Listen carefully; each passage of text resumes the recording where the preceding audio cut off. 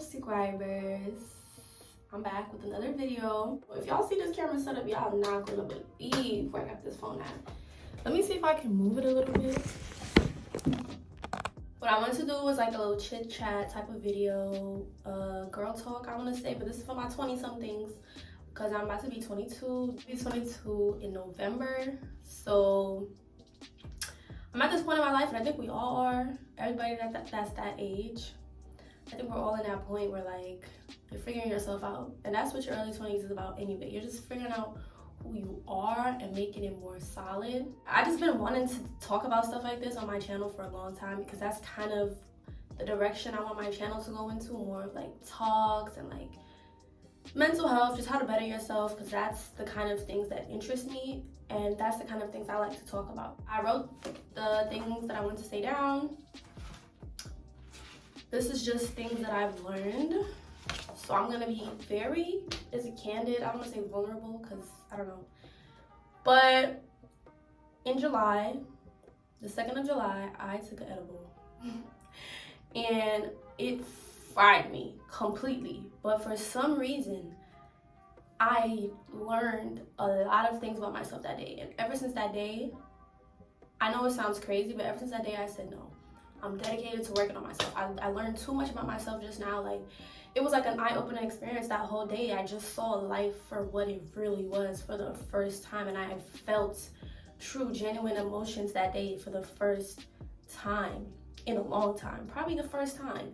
So after that, I was like, yeah, I'm dedicated to working on myself, because I've tried working on myself a couple times. You know, it's hard because when you start and then things happen and you fall off, and then, you know, you get back into the cycle that you were in before, and it's just no good.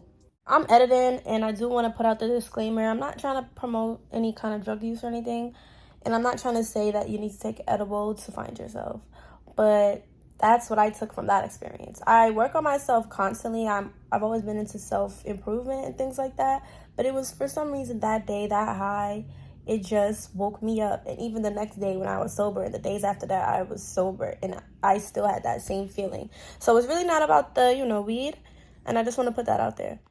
So I told myself that day, yeah, I'm going to work on myself every single day for the next 6 months. I don't care what happens. I'm not gonna let anything push me off this journey, and so far it's been good. Some things I've learned on a list, because I talk a lot and I don't want to forget any points. It's very hot in this bathroom.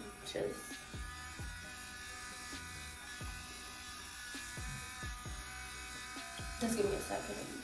First thing I've learned is silence is better than useless talking. I can talk a lot, and a lot of the times silence makes me uneasy. It makes me feel like, well, I've done something wrong, or this person doesn't like me or whatever. So when it would be silent somewhere, you know, I would feel the need to just say something so that it's not silent. But then it's like, that's foolish. You shouldn't just talk just to talk. You should talk if you have something of substance to say, or like if you and that person have that relationship where y'all just talk. But you shouldn't just be talking. Like, sometimes you find yourself saying foolishness. Really, it's okay to sit in the silence. It's okay to be quiet sometimes. It's okay to have nothing to say sometimes. You don't always have to be talking. I know it sounds like such a simple thing, but a lot of us do that. We talk uselessly just to fill up like the space of the silence. I had to tell myself sometimes, JARVAH, you're big, you know, just keep it. And that brings me to my second thing that I learned. It's okay to be calm or introverted. I've always been, I want to say, a hyper person as a child. People that know me or went to school with me or was in a class with me, personal friends of mine, they know I was just hyper. I was always hyper, like very hyper, always cracking a joke, always laughing, singing. That was just me. Like, I was just that bubbly, not even bubbly. I would never think of myself as introverted. The older that I got though, like after I left high school and then I started college, I realized sometimes like I don't think that I'm that way anymore, and that's okay. But at first I felt like, well, I have to work extra hard to make myself this big extrovert, especially when I started doing YouTube and I started blowing up on YouTube, or when I started blowing up on TikTok and people really started recognizing me. I'm like, okay, I feel like I have to put up the persona that they see online in person, because if they meet me or if they see me and I don't match up to what they're seeing online, I feel like a liar. If they see me and it's a chill day and I'm like being awkward or something, they're like, well, this is not the JARVAH from IG. Well, this is not the JARVAH from so-and-so. When in reality, who cares, right? It's okay to be calm and quiet. A lot of the times I do keep to myself, because sometimes, like I was saying before, I don't have things to say. You don't always have to be the life of the party. You don't always have to be live and turned up. You're still a valid human being if you're just sitting there doing nothing. It's okay to be calm. Don't feel like you have to live a certain type of life or do a certain type of thing. I know social media puts it in our heads that we have to act a certain way, you know, oh, this one got motion, this one is young and turned. Sometimes it's okay to just sit down. Sometimes it's okay to just be chill. If you're not an extrovert, then don't force it. If you used to be an extrovert and you notice that you're slowly getting more quiet, that's fine too. We're not gonna stay the same for our whole lives. You know, so it was me changing and me not being aware that I was changing. And that's what caused me to have the problems that I did. This brings me to the third point, which is social media is not real. Influencers have, I don't even know, like fried the brains of some of these people. You might see somebody living a fabulous ass life and you're around home like, damn, I don't have anything, you know? You don't even know how they got what they got. You don't even know if that's real what they got. You have no idea. All you know is what this person puts out, and people are gonna put out the things that they want you to see. So you're viewing this person from one standpoint, but you don't know everything else that goes on for them. And because of that one standpoint, you're now comparing yourself to them. People feel like they gotta do things because Ari the Don did it. Feel like they gotta do things because Moneybagg Yo said it. It wasn't a song. I myself got caught up in it, and I had to slow it down because it's like, whoa, this is no good. I try to take social media breaks as often as I can. It's not your lifestyle, it's not your lifestyle. Everybody does things differently. There's people that's winning and they don't post a thing. There's people that's depressed and they're posting, you would think they live the best life. You never really know. The next thing is reading stimulates the mind. I've been reading a lot. My favorite author currently is Vex King. I'm gonna put up a book right here. This is the first book that I read the day after I had that little awakening. I bought this book and I read it. And when I tell you I was hooked. To me, a good book is just like a fruit. Like, you know when you bite into a really good fruit and you can feel like, you know that feeling? That's how I feel when I read. The reason why I love reading is because a lot of people have different perspectives that I never had, and it makes me think like, maybe I was wrong about this. Maybe I was wrong about that. The books that I read are mostly self-improvement books, books on how to, you know, master your emotions, how to calm your mind, how to find yourself, things like that. And I've just been reading those books, and that really helps. If you don't want to read, I suggest good podcasts. Good podcasts are good too. I do listen to those as well. But just make sure that you're feeding your mind things that are of substance. Whatever you're trying to change about yourself, find books about that, find podcasts about that. You could even listen to an audio book, you know, articles, maybe seminars, TED Talks, things like that. With the books, I feel like it just opened up a whole new level of my brain. Like ways that I wasn't even thinking, they're in the book, and now I apply it in real life. If you have any book suggestions that you want me to read, comment them down below. It's about self-improvement and you think I should read it, let me know. Also, I would feel very limited with my vocabulary when I would speak. I would be looking for the right word for something and I couldn't find it, or I would repeat the same words. But when you read, you see big words, you're like, whoa, what is that? You know, look it up, get the context. You're just educating yourself. I think you should educate yourself every day. You should learn every day. You should learn something every day. Next thing I learned is I can't receive love without having it for myself first. A lot of people get mad when people say like, oh, my locks are getting me mad. Sorry, y'all. And I did these locks myself. What do we think? But anyways, sorry, what was the topic? I find that a lot of times when I would like somebody in the periods where I didn't like myself, I would self-sabotage because I almost couldn't believe that this person would like me. Explain it to you in a way, I would say that I was digging to find out that they didn't like me, you know?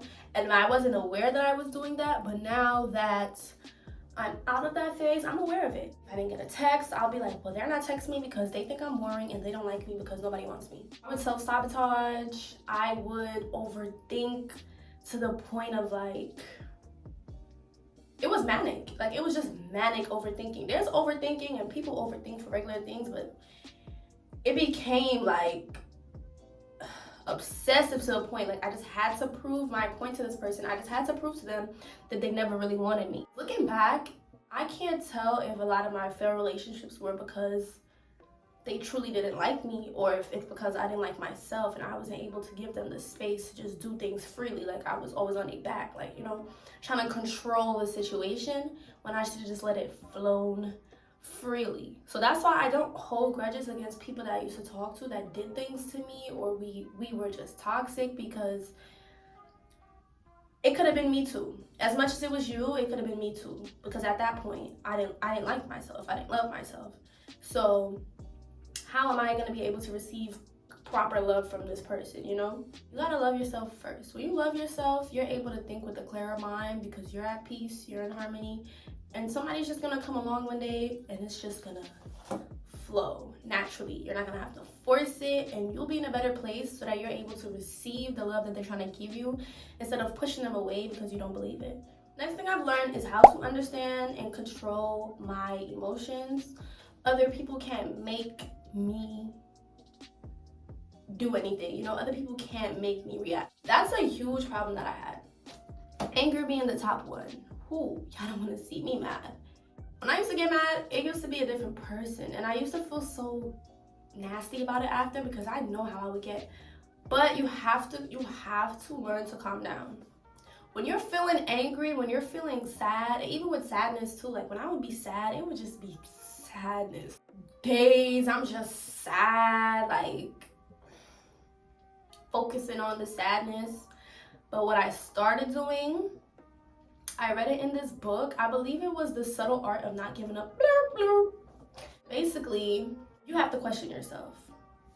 When I feel an emotion that I don't like, anger, sadness, jealousy, or anything like that, anxiousness, I calm down and I assess the situation.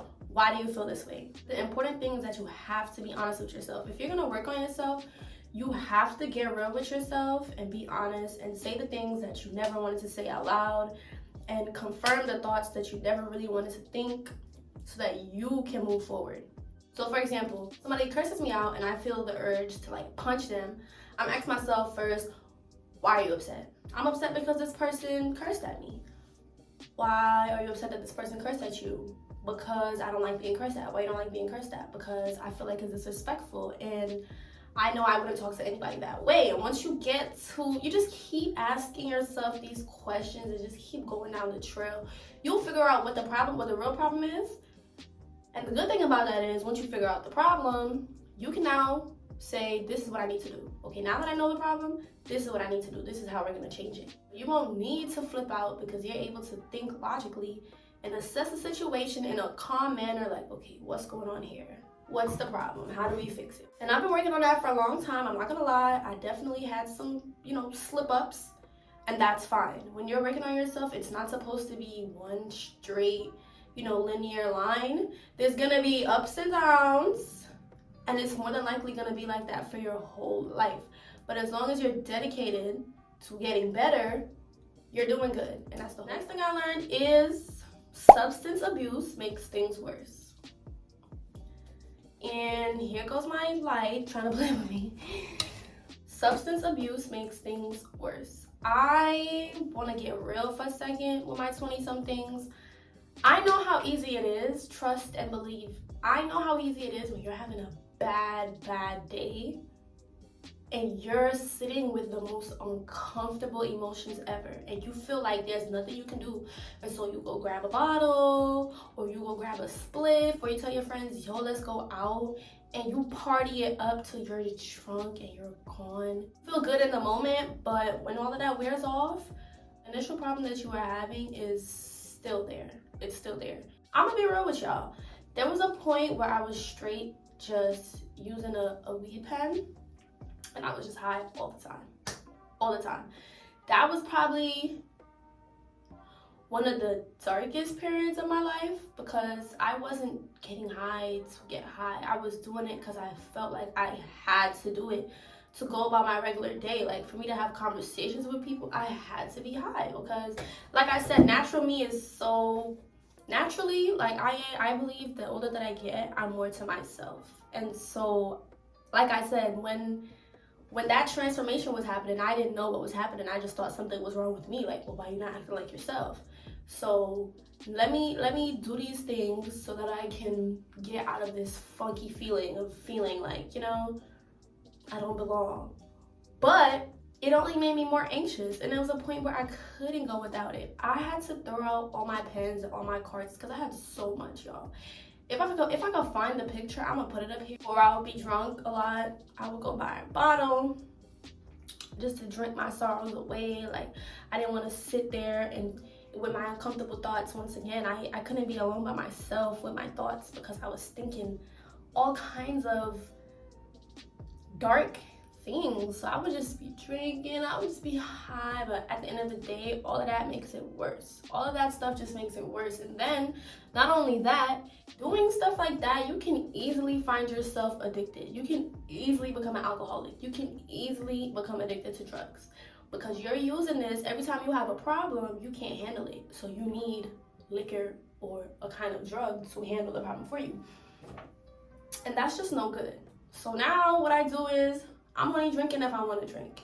If I feel like I want to go out and I'm in a good mood, I'll have a drink. I'm not gonna have a drink because I'm shy and I feel like it's gonna make me loosen up. I have to learn to loosen up on my own without the alcohol first if I'm gonna, you know, go outside like that. When you're feeling anxious, when you're feeling sad, when you're feeling upset, you're running to something else to take care of it when the problem is within you. I know a lot of us do that as 20-somethings. We supposed to be young and turn. Like I said, you know, I just started going outside.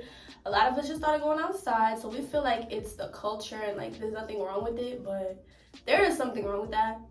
And the good thing about it is you can always stop. You can make the decision today to say, look, I'm gonna work on myself without the alcohol, without the weed, without the drugs. Next thing I learned is you have to enforce boundaries. This is something I'm still working on, but I'm way better than I was before. Like, I felt that to keep up my nice girl image, I had to allow people to just do whatever they want when it came to me. And now that I say that out loud, that's crazy, girly. That's crazy. Like, you know, I didn't want people to think that I was mean because everybody does think I'm nice, and I think I'm nice. But there's a difference between being nice and letting people take advantage of you. You can be nice, but still be like, okay, so I will not tolerate this. Like, this is something I am not gonna accept. You can't do that to me. And I used to feel like if I said that, I would be like, well, I don't know how they're gonna react, but I don't give a how they gonna react. This is me. This is JARVAH. I take care of myself. You're not about to talk to my friend crazy or treat my friend crazy, so how am I gonna let you do it to me? Huh? Somebody's disrespecting you, you don't just sit there, stay quiet, and take it. You can either walk away, or you can say, look, I'm not gonna allow you to speak to me like this. So if you wanna have a conversation, we can have it respectfully. But all of that, you know, cursing and stuff, like, that's how you do it. You can calmly tell somebody what you will accept from them and what you won't accept from them. And people have no choice but to respect that. It's good to enforce them because if you don't, you're gonna just become empty. You're not gonna be a real person. You're just gonna be going with the flow of whatever happens to you instead of deciding what you will take and what you won't. So you have to enforce your boundaries. Like, I used to think I would set a boundary and somebody would be like, oh. Most times people just be like, okay, and they go about their day. So the next and final thing that I've learned is everyone is on their own intricate journey. We're all here for the first time. When I read, and it was the books that really did this for me. I'm baking in here. I'm gonna have this fan on. I hope that's not bothering y'all too much. I learned that a lot from the books that I was reading. It was like the same way how you're having problems and you're trying to find yourself, everybody is like that. And so when you see a stranger on the street, you just see a stranger on the street, but you have to know the same personal thoughts that you're having in your head when you see them are the same thoughts that they're having as they're walking down the street. Meaning, everybody has their own life. Everybody has their own life. I know it's easy to feel like people don't, because it's easy to get so caught up in your own life because you're seeing everything from your perspective. So I understand why you would think that like you're the only one, you know? But everybody's on their own journey. So I try not to hold grudges unless the person is like super toxic and like continuously just draining me or bringing me down. But if somebody makes a mistake, even though it makes me upset or something, I have to tell myself, okay, this is their first time here too. This is their first time here. How can I expect this person to do everything in the correct way, in the way that I find to be correct, when I can't even do things in the correct way every day of my life? Every day I make mistakes. Everybody makes mistakes. That grudge that you're holding against somebody, what is it for? What is it for? So I found it a lot more easier to forgive people, because it's like, you have to be compassionate, you know, have some empathy. They did X, Y, and Z to you, and I'm not saying to go and befriend everyone that treats you like shit. What I'm saying is, if you can understand why they did it, even if you don't agree with it, it's easier for you to let it go. For example, I was in like a situation type of thing, and it was just messy. It was so bad. After I took time to assess the situation, I just had to tell myself, like, I'm sure his intentions were not to hurt me. Even though I'm sure he was aware of what he was doing was hurting me, those were not his intentions, if you get what I'm saying. People are selfish and people put themselves first, and people are always gonna do what's best for them. It didn't make sense to me, and it hurt me, and I was hurt by what you did. But I also understand that you were doing it from a point of, well, this is what I need to do for me. And I know it sounds crazy, but we're all here for the first time. So it's like, I can't write you off as this bad person. I can't hold this grudge against you because it was just something that you had to do for yourself. Even though I ended up getting shitted on, that was something that you had to do for yourself, and at that moment you felt like that was cool. Even though it wasn't, you felt like it was. And I can't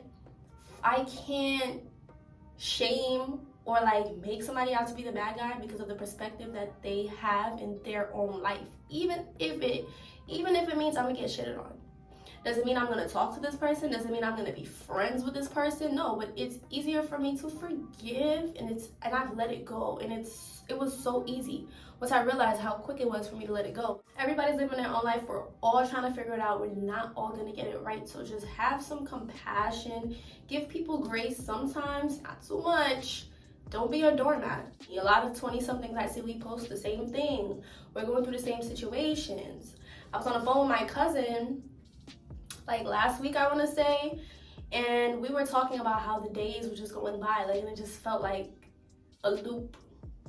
And I get to work, and my friend literally tells me the same thing. I'm like, that's crazy that you say that, because I was just talking about that with my cousin. I was just talking about that. So when you realize how many of us are going through the same thing, it's like, yeah, well, we gotta help each other out. We should be working on ourselves collectively, because we're the generation we are the future now. We're the future. We're gonna have the kids. We're gonna do X, Y, and Z, and we need to be our best selves for us to do that. Dedicate time to working on yourself. There's no other relationship in this world that's more important than the one that you have with yourself. Because if you're not good, nothing's gonna be good. That's really all I wanted to say. I'm not a life coach. I don't have my life figured out. I'm still learning. But I just want to come on here to just kind of relate or connect with other people that might be feeling the way that I feel. And maybe I might say something that might help someone else out. If you stay to the end, I love y'all.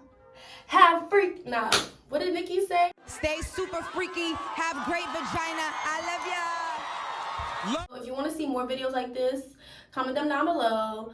Bye. Finisher, Chicky Davis.